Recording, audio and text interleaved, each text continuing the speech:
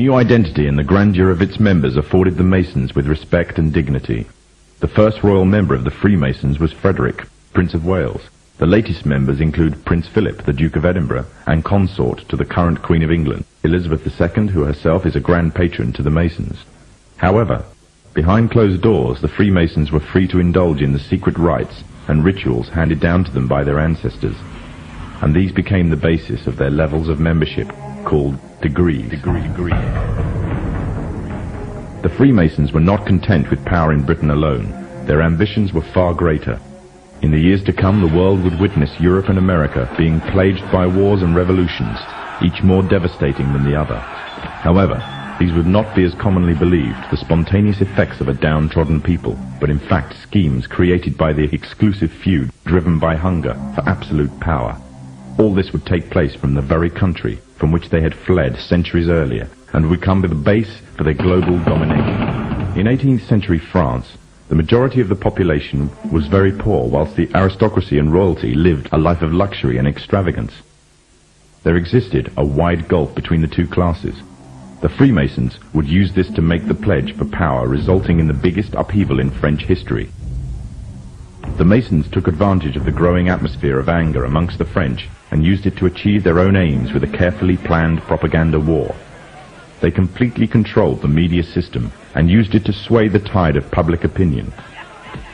The newspapers were geared into calling for the end of the monarchy and the establishment of a society based on liberty, equality, and fraternity. The Masons' vast amounts of wealth were used to influence the political landscape of France. Politicians funded by the Masons promoted the Masonic ideology. The secret lodges of the Masons were open to members of the French army. High-ranking officers and generals were indoctrinated to the Freemasons' way of thinking. With the people, the politicians, and the military of France under Masonic control, the Masons could finally strike. On the 14th of July, 1789, a group of people stormed the Bastille, a prison in Paris. This sign of resistance against the French authorities triggered off a massive response all over France. People in villages and towns expressed their hatred for the system, symbolized by the monarchy. But it was not until 1793 that the French anger would be cooled. On the 21st of January of the same year, King Louis XVI was beheaded in front of a crowd, heralding an end to the French monarchy and paving the way for another Masonic-controlled state in Europe. With the monarchy gone, it seemed as if nothing stood between the Masons and complete control of France. However, what took place would leave the Freemasons in a serious dilemma, and what was to come next was not exactly in accordance with the Masonic plan. A young soldier by the name of Napoleon Bonaparte was about to lead France into a bloody war with Europe, and instead of dancing to the Masonic tune, Napoleon declared himself the Emperor of France. Napoleon was forced to abdicate from his throne in 1814 and was exiled to the island of Corsica. However, in 1815, Napoleon arrived in Paris again, raising a new army ready for a fresh war in Europe. The Masons had a big problem on their hands. Britain and her Masonic allies could not afford to maintain a long-term war against Napoleon without risking bankruptcy. Help came from an unlikely source. Nathan Rothschild was the head of a leading banking family, but because of their status as Jews, they were forced to work from the shadows of others. Rothschild seized the opportunity to liberate his people and offered a loan, demanding in return recognition of the Jews as equals to their European counterparts, and the right to openly do business. If the Masons refused, the money could always go to Napoleon. The Masons had no choice but to accept. In 1815, British, Dutch, and Prussian soldiers landed in Waterloo, Belgium, where they met Napoleon's forces and defeated them. Napoleon was captured this time, never to return. France was finally under Masonic control. Although historians make little mention of the Masonic involvement in the revolution, the Masons themselves have to reveal their shadowy movements during this important period in history. In 1904, Marquis de Rochambeau, a Freemason, said before a packed audience, "Freemasonry has worked in a hidden but constant manner to prepare the revolution. We are then in complete agreement that Freemasonry was the only author of the revolution, and the applause which I receive from the left, and to which I am little accustomed, proves, gentlemen, that you acknowledge with me that it was Masonry which made the French Revolution."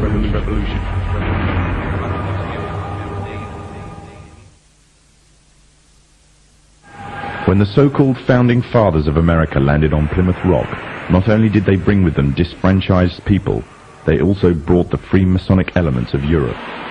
The injustices which the fathers of America were escaping from in Europe was also to be found in the new land, in the form of a tyrannical British regime.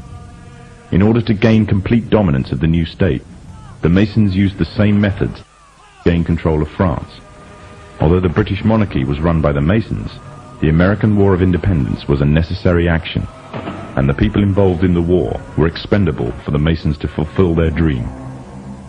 Emotions of the people were manipulated into anger, and just like France, anger turned into war.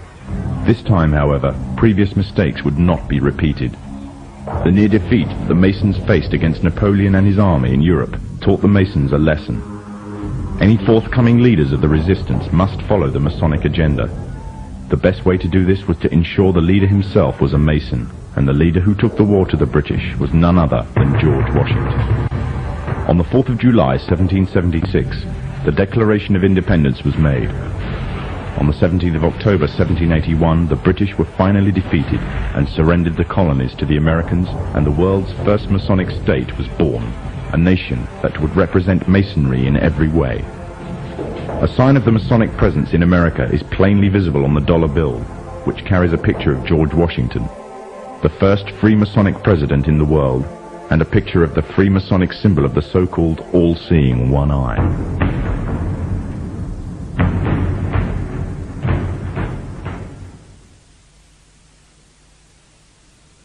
Historically, the control and manipulation of political opinion has been the Freemasons' main weapon in gaining control of countries and states. Once in control of the rulers and politicians of a country, laws and political structures could be changed in accordance with their agenda. However, since restricting the body does not necessarily mean restricting the mind, the Freemason recognizes that their plan for a global government hinges completely on subduing the masses to their agenda, and thus eliminating opposition to their cause. And the greatest threat to their plan, posing more danger than any army or law, is the threat of a free-thinking mind. In order to eliminate this threat and to achieve their objective, the Masons have set about the boldest plan ever devised: the complete control of every aspect of human life, your life. And the weapons they are using against you are in your very homes, entertaining you and your children, and gradually indoctrinating you without you even realizing. In today's society, people are spending more and more time engaged with modern media. Television, cinema, computer games, the internet, popular fiction and popular music are an integral part of our lives. Yet these provide a vast expanse on information, which you are taking, either consciously or subconsciously, into your mind. Information on society ranging from ideals and morals, and the difference between right and wrong, to the way societies and economies should be structured, is passed before you every single day. These media play a significant role in providing the basis for determining an individual's view of the world and everything that exists. Thus, any one group in complete control of this information placed on these media will in effect have the power to indoctrinate practically the entire populace of the world to their way of thinking.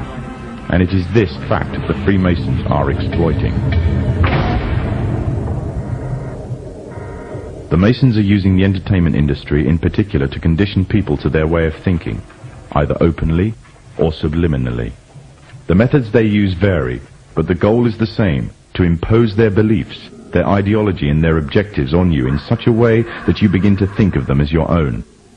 Evidence of their presence within popular entertainment is widespread. Masonic involvement in the industry is not a new thing. Hailed as one of history's great composers, Wolfgang Amadeus Mozart, a Freemason himself, composed a symphony, which was an open display of Freemasonry. The symphony is based on a story taken from Egyptian mythology of Isis and Osiris.